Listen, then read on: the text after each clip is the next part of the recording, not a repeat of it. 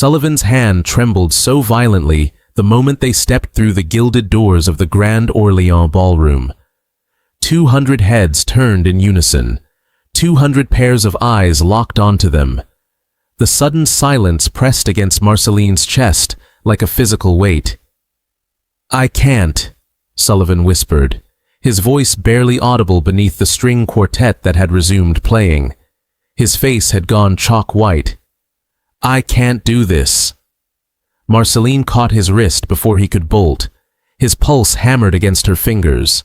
She had worked for Sullivan Thorne for 3 years, and she knew exactly what was happening. The crowd, the lights, the attention. It was suffocating him. "Look at me," she said quietly, positioning herself between him and the sea of curious faces. "Just me. Nobody else matters." His gray eyes found hers, wild and desperate. She smiled, small and reassuring, the same way she did when she found him having panic attacks in his study at 3 in the morning. "That's it. Breathe with me." A waiter appeared with a silent efficiency that Marcelline appreciated, sweeping away the broken glass. The moment passed. The crowd's attention shifted back to champagne and gossip, and the elaborate ice sculptures shaped like swans. But Marcelline felt Sullivan's hand find hers, his palm damp with sweat, his grip almost painful. "Thank you," he managed. She squeezed back. "That's what I'm here for." It wasn't entirely true. She was here because 3 days ago, Sullivan had appeared in the doorway of the kitchen where she'd been preparing his dinner, something he never did, and asked in a voice so quiet she'd almost missed it, "Would you come with me to Ilara's wedding? I'll pay you whatever you ask." She should have said no, should have reminded him that she was his employee, that crossing that line was dangerous for both of them. But she'd seen the raw terror in his eyes, the way his fingers had twisted together, and she'd heard herself say yes before she could think better of it. Now, standing in the Grand Orleans ballroom in an emerald gown that probably cost more than she made in 6 months, Marcelline wondered if she'd made a terrible mistake. "Sullivan, there you are."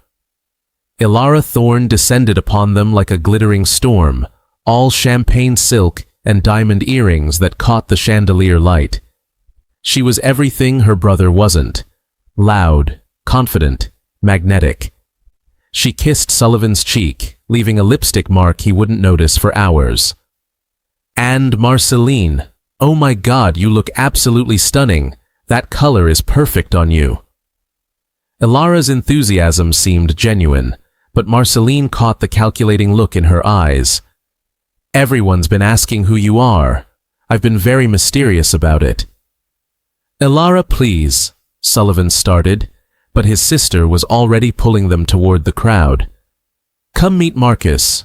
You'll love him, Sully. He's not nearly as terrible as my last 3 fiancés." The next hour passed in a blur of introductions and forced conversations.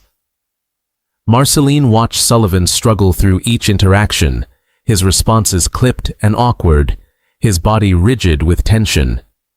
She stayed close, deflecting attention when she could, answering questions directed at him when he froze up completely. "And how do you know Sullivan?" someone would ask. "We're old friends," she'd say, which wasn't quite a lie. 3 years of working in someone's home, of witnessing their worst moments and their small vulnerabilities, created a kind of intimacy that went beyond employer and employee. She didn't mention that she'd spent those 3 years dusting his bookshelves and preparing meals he barely touched and learning to move through his mansion like a ghost because sudden sounds made him flinch.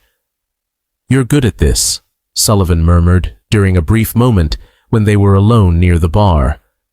"The talking, the people." "I'm observant. There's a difference." Marcelline accepted a glass of water from the bartender. "You'd be good at it too if you gave yourself permission to be imperfect." "I tried imperfect once. It nearly destroyed everything." Before she could ask what he meant, a man appeared at Sullivan's elbow. He was handsome in a too polished way, with dark hair swept back and a smile that didn't reach his eyes. "Sullivan Thorne, I almost didn't recognize you outside of your fortress." Sullivan went rigid. "Dorian."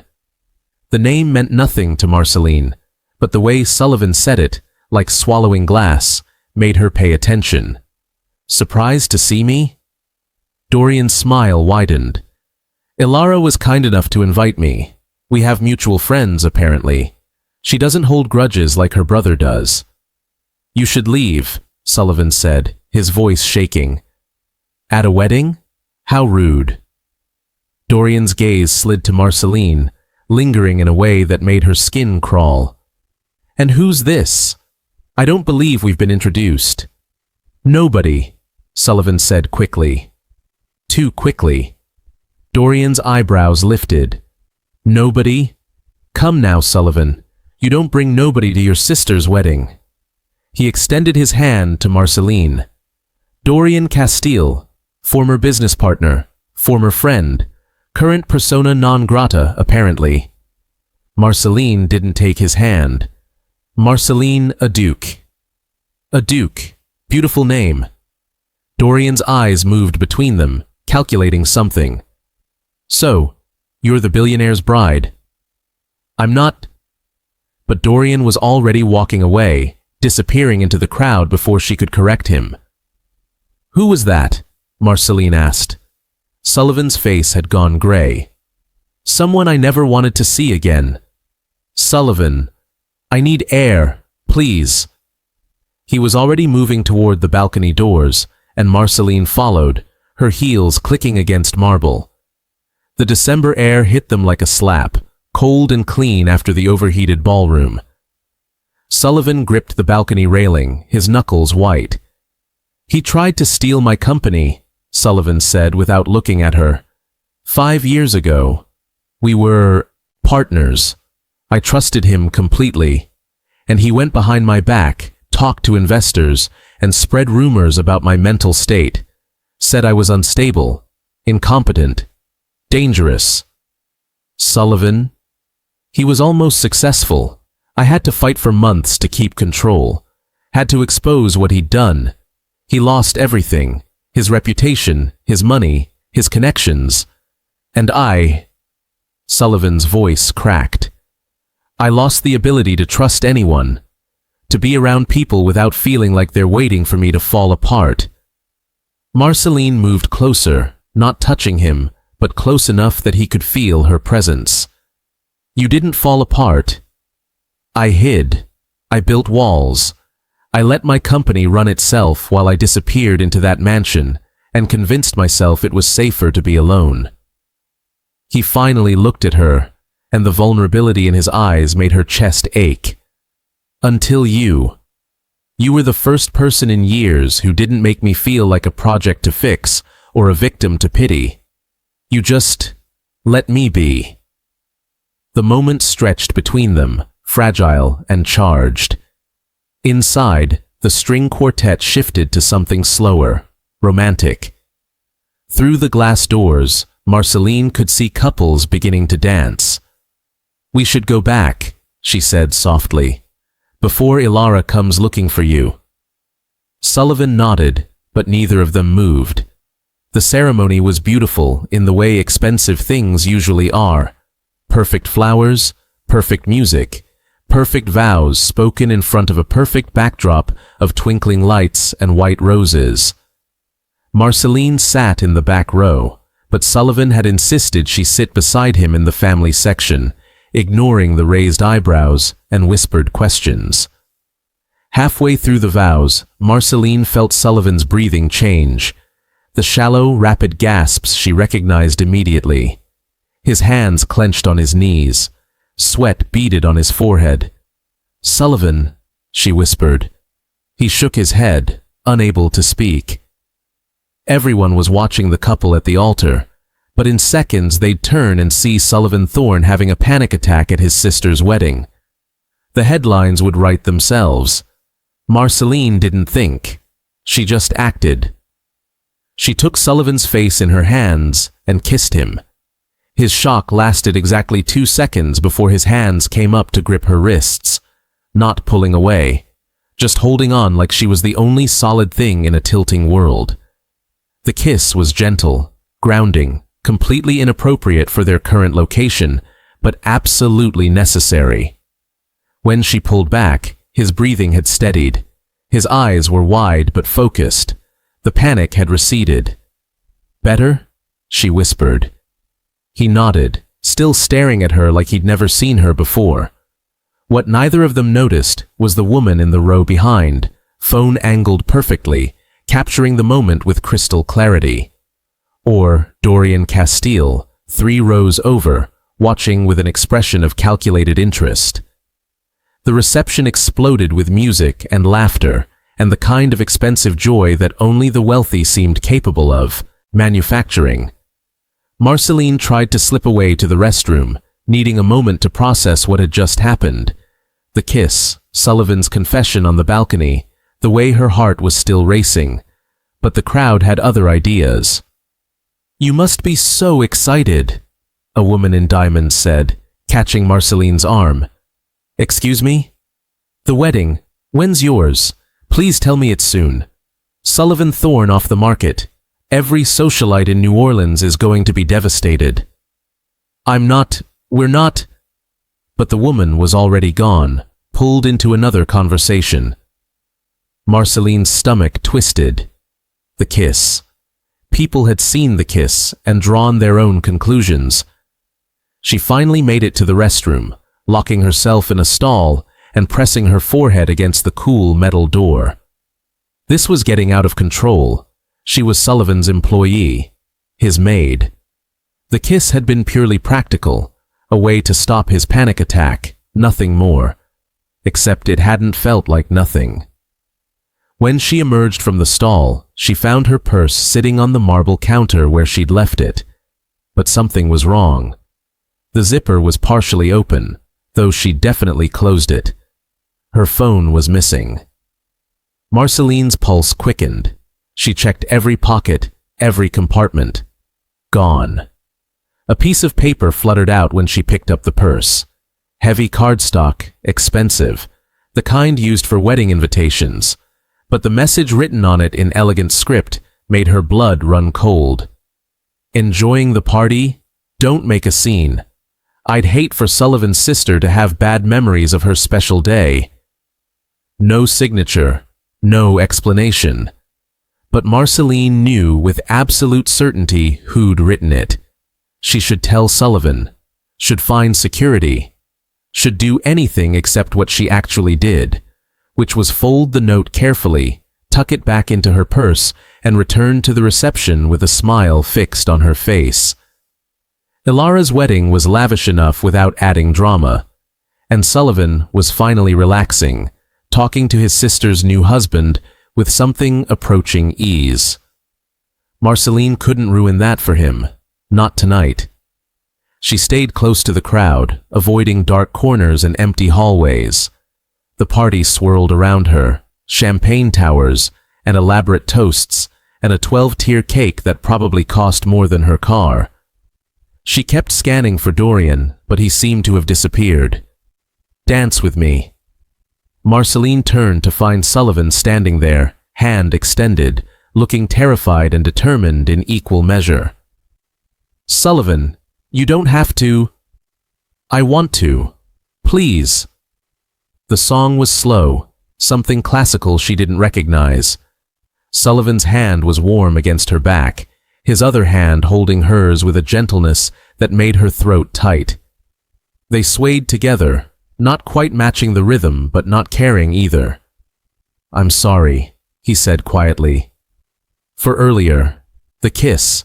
That was necessary. You were panicking." "No, I mean..." He struggled for words, his jaw working. "It was my fault you had to do that. My weakness." "Sullivan, anxiety isn't weakness." "It feels like it. Especially when everyone's watching, waiting for you to prove you're exactly as broken as they think you are." His eyes found hers. "But when I'm with you, I don't feel broken. I feel possible. Marceline's heart hammered. You've always been possible. You just needed to believe it. He smiled, small and real, and pulled her slightly closer. For a moment, she let herself forget the note in her purse, the missing phone, the danger she could feel circling them like a shark in dark water. For a moment, she just let herself be a woman, dancing with a man who made her feel things she'd convinced herself she'd never feel again. Then she saw Dorian. He stood at the edge of the ballroom, watching them with an intensity that made her miss a step. Sullivan noticed her distraction, started to turn, but she tightened her grip on his shoulder. Don't look, just keep dancing. What's wrong? Nothing, just trust me. But Dorian was moving now, cutting through the crowd with purpose. Marceline's mind raced. The balcony. If she could get Sullivan to the balcony, they could avoid a confrontation, could keep the evening from imploding. I need air again, she said. Come with me? Sullivan nodded, and she led him through the crowd toward the glass doors. The December night wrapped around them, colder now, the kind of cold that promised snow even in New Orleans, where snow was rare and magical.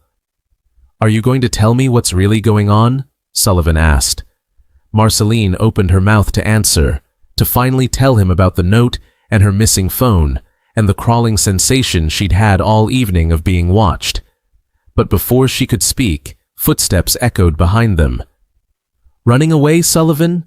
That's very on brand for you. Dorian stepped onto the balcony, closing the door behind him.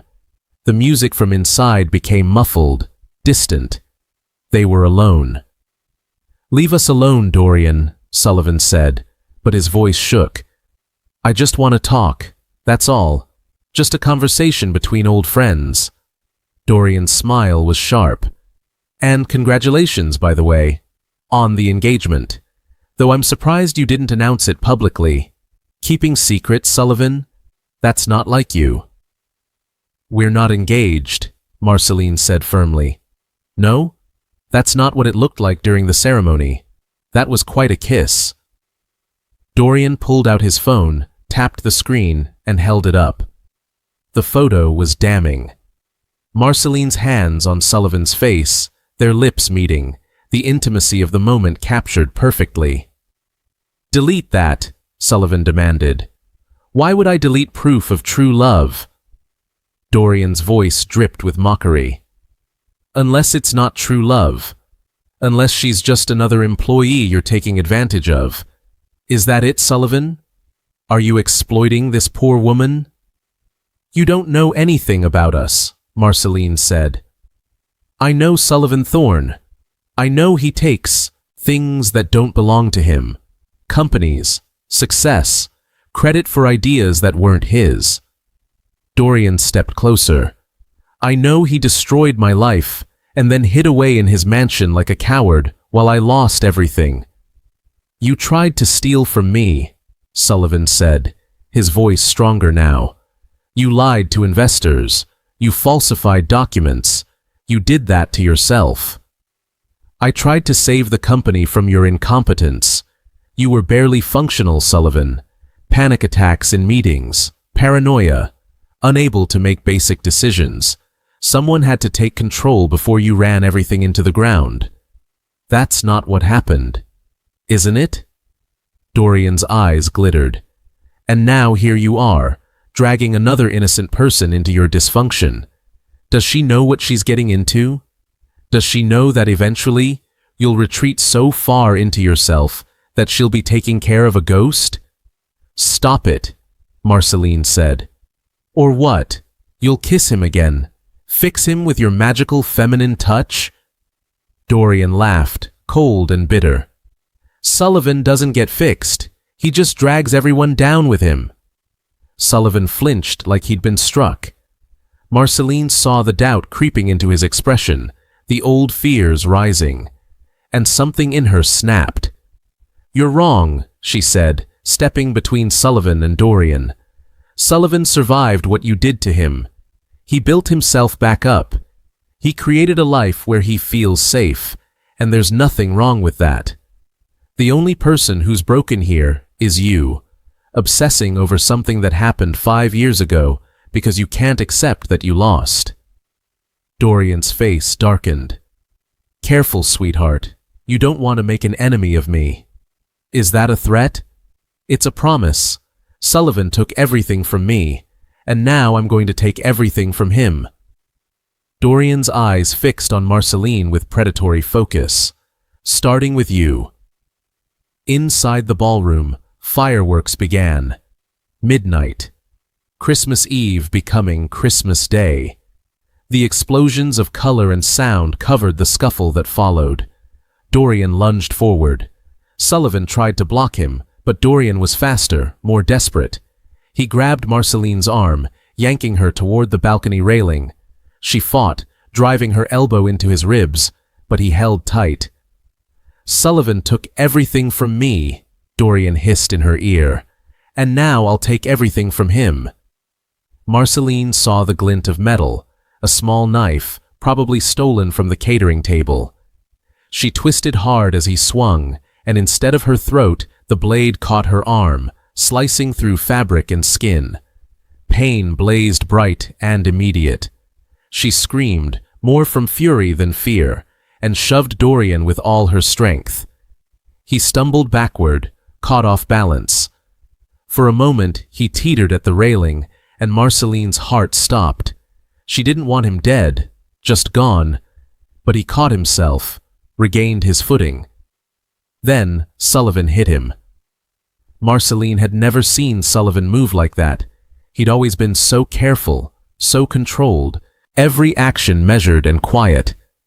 But now he was rage in motion, and 3 years of pent-up fear transformed into something primal. Sullivan's fist connected with Dorian's jaw with a crack that made Marcelline wince. Dorian went down hard. Sullivan followed him, hands fisting in his expensive suit, pulling him up just to hit him again. "You don't touch her," Sullivan snarled, and his voice was unrecognizable. "You don't look at her. You don't breathe near her." "Sullivan, stop!" Marcelline grabbed his shoulder, her injured arm screaming in protest. "Stop! He's not worth it!" Security burst through the balcony doors, drawn by the commotion. They pulled Sullivan off Dorian, who lay bleeding from his nose and mouth, his perfect hair disheveled, his smile finally gone. "He attacked us," Marcelline said quickly, holding her bleeding arm. "He had a knife. He threatened Mr. Thorne." The guards looked at Sullivan, then at Dorian, then at the knife on the ground. The decision was easy. They dragged Dorian away, still sputtering protests. Sullivan stood frozen, staring at his bloody knuckles like they belonged to someone else.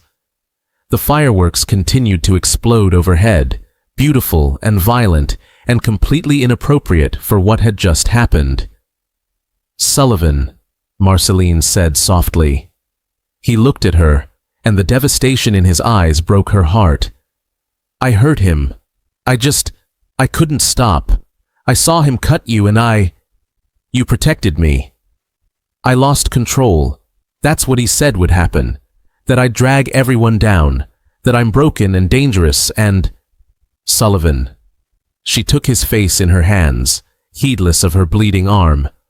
"Look at me. You're not broken. You're not dangerous. You're human. And you did what anyone would do when someone they care about is threatened." "Someone I care about," he repeated, his voice cracking.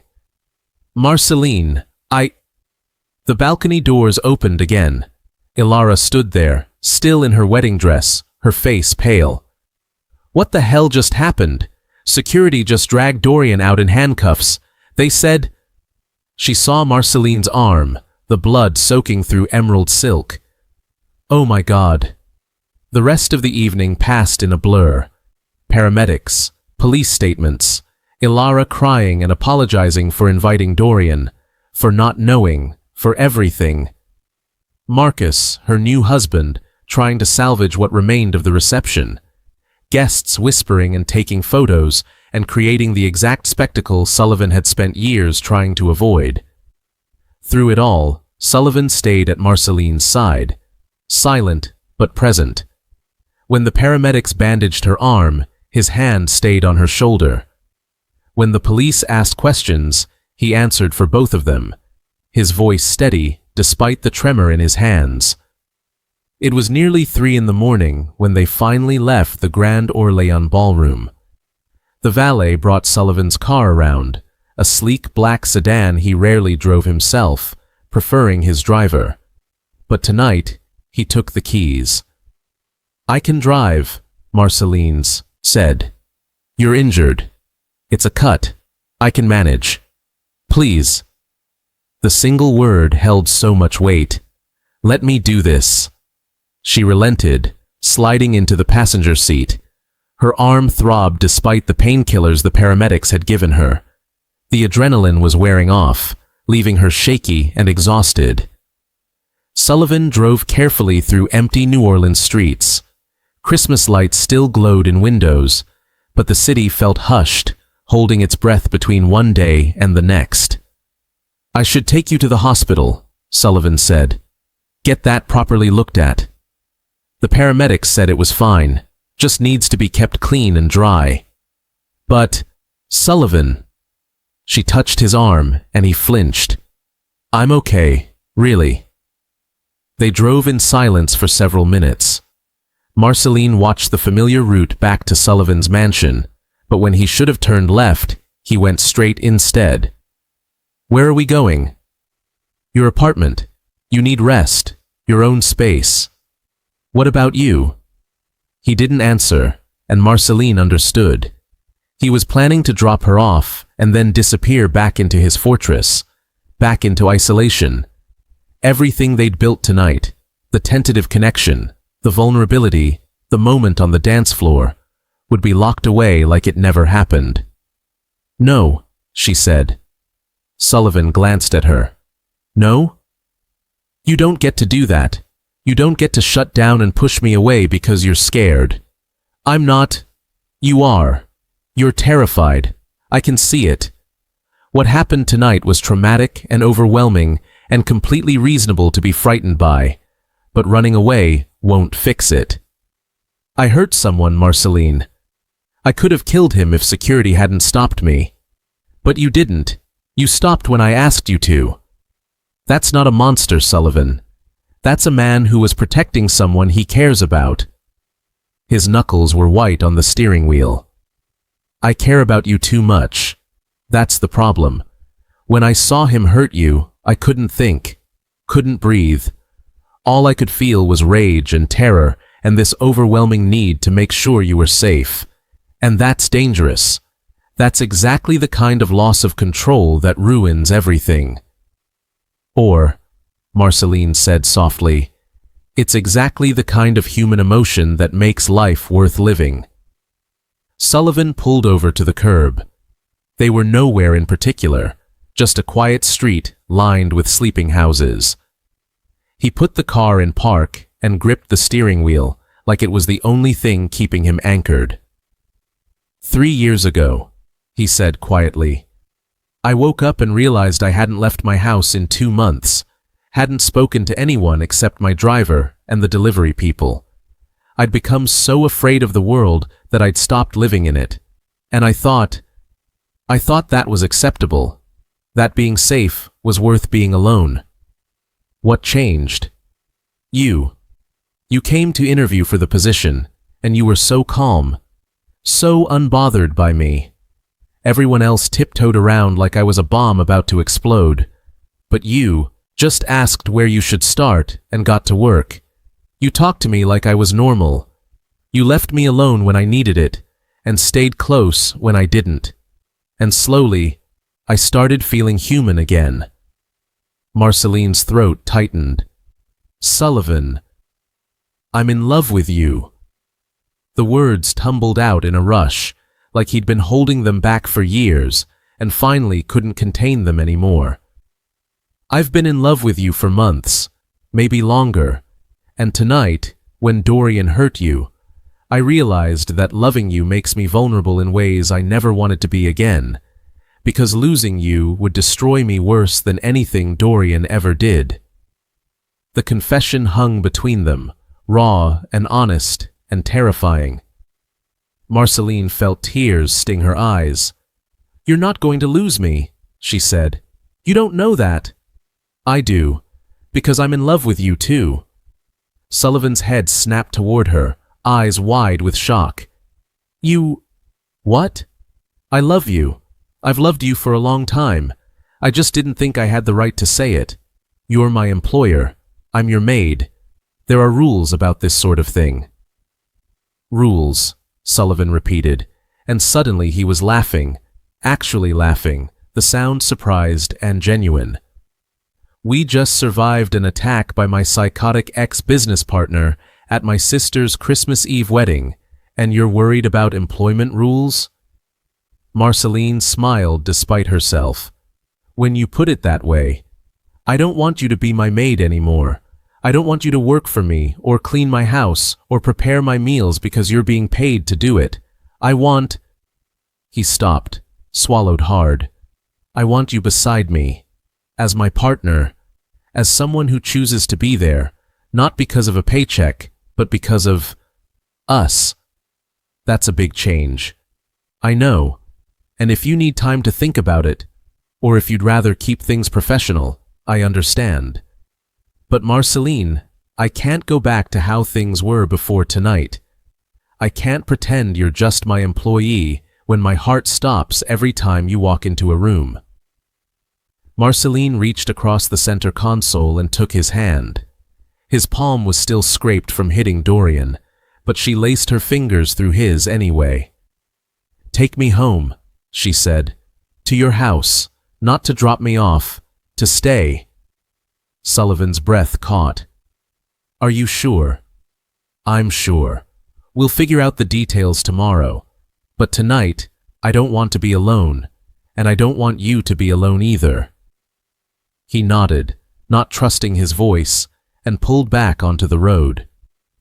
The drive to Crescent Moon Mansion took 20 minutes. By the time they arrived, the first hints of dawn were lightening the eastern sky. The mansion looked different in the early morning light, less imposing, more like a home. Sullivan helped Marcelline out of the car, careful of her injured arm, and they walked together up the wide stone steps. Inside, everything was as she'd left it yesterday, when she'd thought she was just accompanying her employer to a wedding. The Christmas decorations she'd put up glowed softly. The kitchen was spotless. Her coat hung on the hook by the back entrance. "I'll make up the guest room," Sullivan said, "or you could show me your room." He looked at her, uncertain. "Marcelline?" "I'm not asking for anything except to be near you. We've both been through trauma tonight. Neither of us should be alone." Sullivan hesitated, then nodded. He led her upstairs to the master suite she'd cleaned 100 times, but never really seen. In the daylight that was just beginning to creep through the windows, it looked different, more personal. Books stacked on the nightstand, a worn blanket at the foot of the bed, photos of Alara on the dresser. "I should change," Marcelline said, looking down at her blood-stained emerald gown. "There are clothes in the closet, some of Alara's things she left here. Help yourself." Marcelline found soft pajamas and changed carefully, minding her bandaged arm. When she emerged from the bathroom, Sullivan had also changed into simple sleep clothes. He looked young suddenly, vulnerable in a way his expensive suits usually hid. They climbed into bed from opposite sides, the space between them feeling enormous. Marcelline could hear Sullivan's breathing, quick and uncertain. "This is okay?" he asked. "You're comfortable?" "Yes." "Because if you'd rather—" "Sullivan." She rolled toward him. "Stop overthinking. Just be here with me." He shifted closer, and somehow they found a position that worked. Her head on his chest, his arm around her shoulders, their legs tangled together. His heartbeat was steady against her ear, calming despite everything. "Thank you," he whispered into her hair. "For staying. For everything. Thank you for asking me to the wedding, even though it was terrifying and dangerous and completely insane." She felt him smile. "Would you do it again?" "In a heartbeat." They fell asleep as dawn broke over New Orleans, tangled together, safe for the moment in each other's arms. Marcelline woke to her phone buzzing. It took her a moment to remember where she was. Sullivan's bed, Sullivan's arms still around her, Sullivan's steady breathing indicating he was still asleep. Her phone. Dorian had stolen it.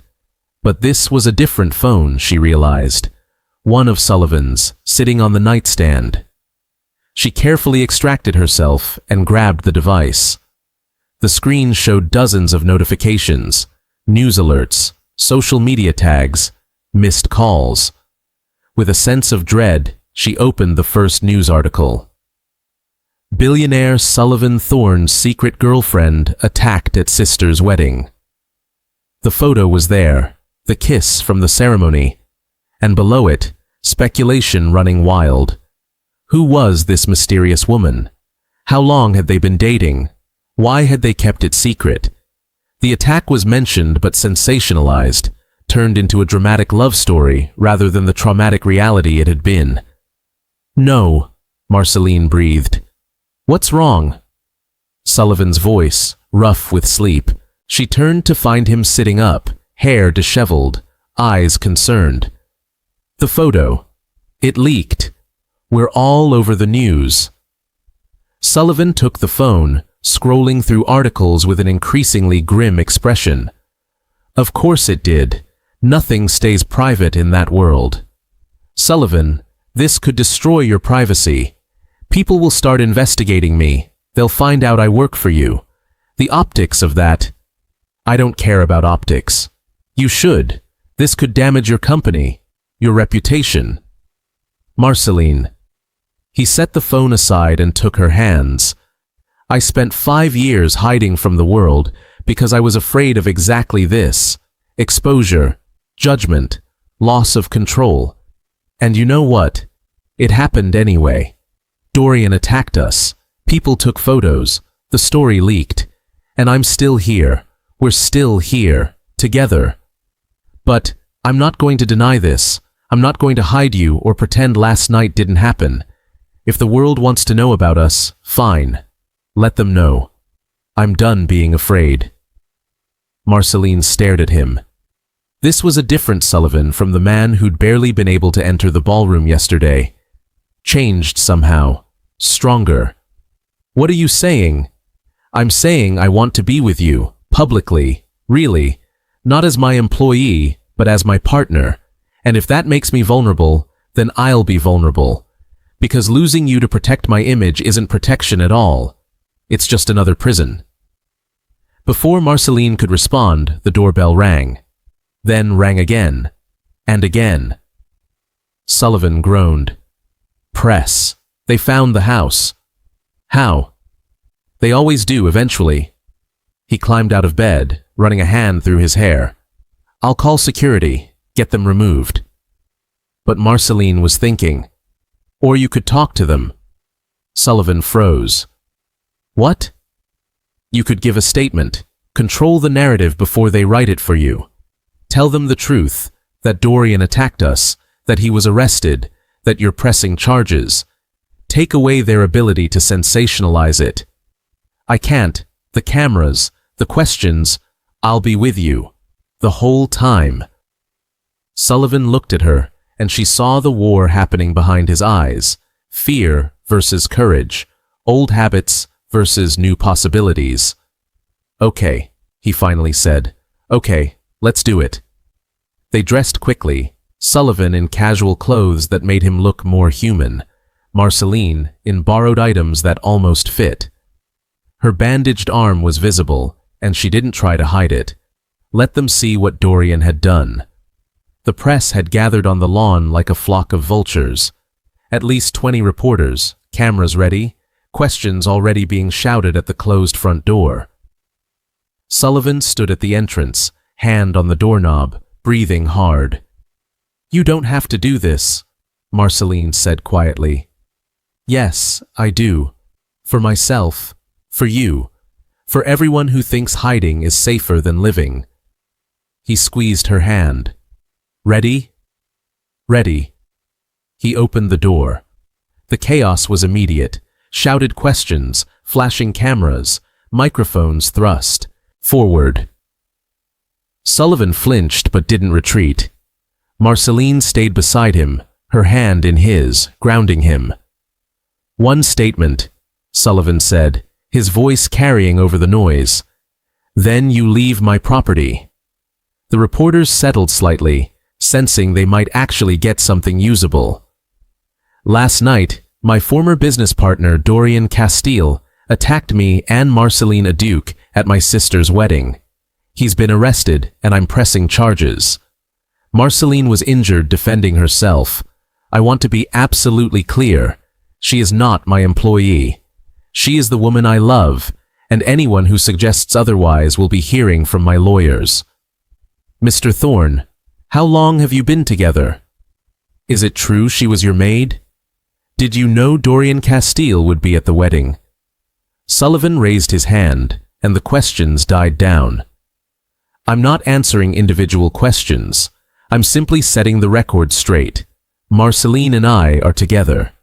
Dorian Castile is a dangerous man who will be prosecuted to the fullest extent of the law, and my private life will remain private. That's all." He started to turn back inside, then paused. "One more thing. For years, I've struggled with anxiety, with being in public, with trusting people. I let one man's betrayal turn me into a recluse. But I'm done hiding. Mental health challenges don't make someone weak or broken. They make someone human. And I'm grateful to have found someone who sees me as human rather than as either a victim or a project." He squeezed Marcelline's hand. "Now please, leave my property before I call the police." They went inside together, closing the door on the explosion of follow-up questions. Sullivan was shaking, but also smiling. A real, genuine smile that transformed his entire face. "I did it," he said, wonderingly. "I actually did it. You were perfect. I was terrified. Being brave doesn't mean not being scared. It means being scared and doing it anyway." Marcelline pulled him into a hug, careful of her injured arm. "I'm proud of you." He held her tight, his face buried in her hair. "Stay with me. Not just today. Not just until the media frenzy dies down. Stay with me." "Are you asking me to move in?" "I'm asking you to build a life with me. I know it's fast. I know we should probably take things slower. But I spent 5 years moving slowly, and all it got me was loneliness. I don't want to waste any more time." Marcelline pulled back just enough to see his face. "What about your company? Your reputation? Won't people talk?" "Let them talk. I'd rather have a messy, complicated, beautiful life with you than a pristine, empty life alone." She kissed him then, properly this time. Not to stop a panic attack or distract from pain, but simply because she wanted to. Because she loved him. Because somehow, against all odds and logic, they'd found each other in the wreckage of their respective histories and decided to build something new. The kiss was soft and slow and full of promise. When they finally broke apart, Sullivan rested his forehead against hers. "Merry Christmas, Marcelline." She laughed. "I forgot it was Christmas." "Me too, though I suppose almost being murdered by my ex-business partner is memorable enough without holiday tidings." "Too soon for jokes." "Probably." He grinned. "But I'm trying this new thing where I don't let trauma define me." The rest of Christmas Day passed quietly. They ignored their phones, ordered food delivery, watched old movies curled up on Sullivan's expensive but comfortable couch. Every time Sullivan started to spiral into anxiety about what they'd done, what people would say, how this would affect his carefully controlled life, Marcelline was there to ground him. And every time Marcelline felt the throb in her arm, or remembered Dorian's knife, or questioned whether she was making a terrible mistake, Sullivan was there to remind her that sometimes the best things in life are also the scariest. As evening fell, Sullivan surprised her by leading her back upstairs, but instead of going to his bedroom, he opened a door she'd always been told to leave locked. "What's this?" Marcelline asked. "My study, the one place in the house even you didn't clean." Inside was chaos, papers everywhere, computer screens glowing, whiteboards covered in code and diagrams. It was the inside of Sullivan's brilliant mind made physical, and it was beautiful in its disorder. "I want to show you something," Sullivan said. He pulled up a file on his computer. "I've been working on it for 2 years. A new security program that would make what Dorian did to my company impossible for anyone else. But I couldn't finish it because I was too afraid of putting myself back in the public eye, of drawing attention. And now I think I'm ready. With you beside me, I think I could actually do it. Build something real again instead of just hiding behind my old success." Marcelline studied the code on the screen. She didn't understand all of it, but she understood ambition and dreams and the courage it took to try again after failing. "Then do it," she said simply. "Just like that? Just like that. You're brilliant, Sullivan. You always have been. The world needs what you can create, and I'll be here to remind you of that whenever you forget." He kissed her again, and this kiss was different, full of gratitude and hope, and the tentative joy of beginning something new. They spent the rest of the evening in his study, Sullivan explaining his work, Marcelline asking questions that made him think about things in new ways. By the time they finally climbed into bed, together, in his room, like it was the most natural thing in the world, both were exhausted, but content. "Thank you," Sullivan whispered in the darkness. "For what?" "For seeing me. For staying. For making me believe I could be more than my fears. Thank you for asking me to that terrible, wonderful, life-changing wedding." He laughed softly. "Would you believe me if I said I knew it would turn out like this?" "Absolutely not." "Good, because I had no idea what I was doing. I just knew I wanted you there." Marcelline nestled closer, fitting perfectly against his side. "Where do we go from here?" "I have no idea, but for the first time in years, I'm excited to find out." They fell asleep like that. Two people who'd spent years hiding from the world, now brave enough to face it together. Outside, New Orleans sparkled with Christmas lights. Inside, something new was beginning.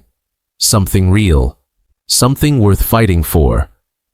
And in the morning, when Sullivan's lawyer called about Dorian's arrest, when the press continued to swarm, when reality came crashing back in with all its complications and challenges, they would face it together. But for now, in the quiet hours of Christmas night, they simply held each other and dreamed of the future they were brave enough to build.